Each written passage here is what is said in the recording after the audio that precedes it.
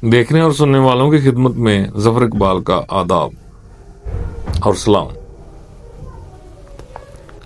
मैं सोच रहा हूं कि क्यों पौलुस ने हर उस बात की मुखालफत की जिससे यीशु ने मना फरमाया या करने का हुक्म दिया, और पुआदर साहबान भी क्यों मसीह से ज्यादा पौलुस की बात पर ध्यान देते हैं। मंदरजा झैल अमूर पर गौर फरमाएं। नंबर 1, मसीह ने शरीयत मूसवी, जिसमें अखलाकी और रस्मी शराय दोनों शामिल हैं, की बजा आवरी पर जोर दिया था और ज्यादा सख्ती से इनकी पाबंदी की तलकीन फरमाई थी।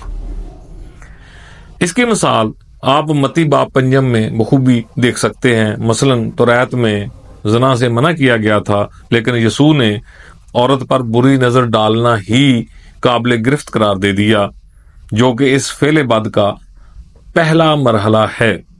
दरअसल उन्होंने इस हुक्म में कोई तब्दीली नहीं की थी, बल्कि फेले बद की इस सीढ़ी का पहला जीना ही काट कर रख दिया ताकि बाद के मराहल तय ही ना हो सकें।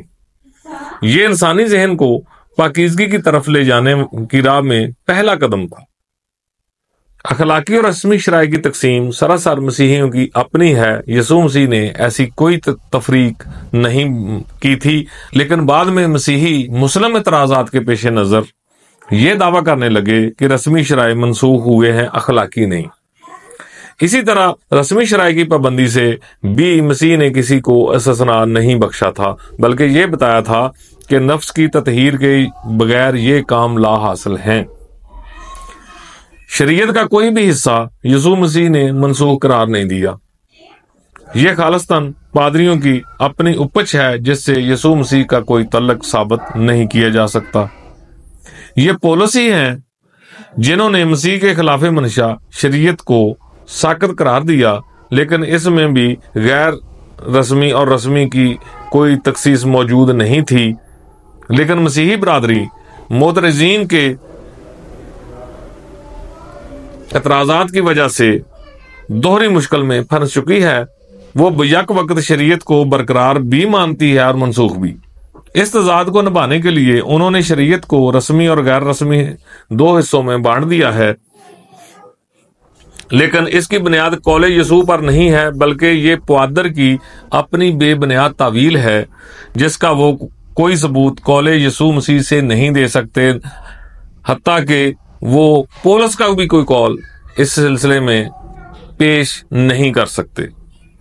पौलुस को के दामन को थामे रहने के लिए उन्हें यह तावील करना पड़ती है, लेकिन वो कहां तावीलात करेंगे।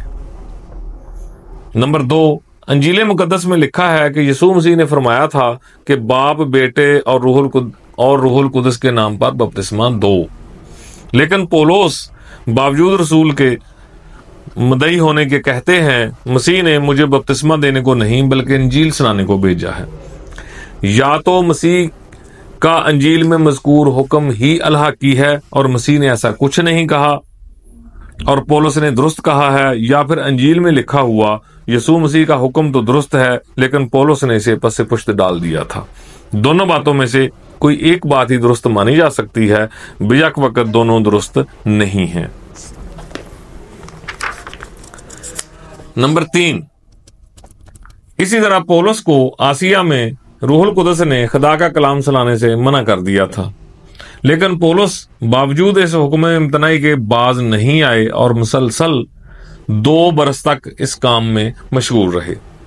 हमारी इस्तदा पौलुस के खिलाफ मसीह कामों का जवाब फराहम करने के लिए तावील करने की बजाय इसकी बुनियाद बताई जाना ज्यादा करीने सदाकत है।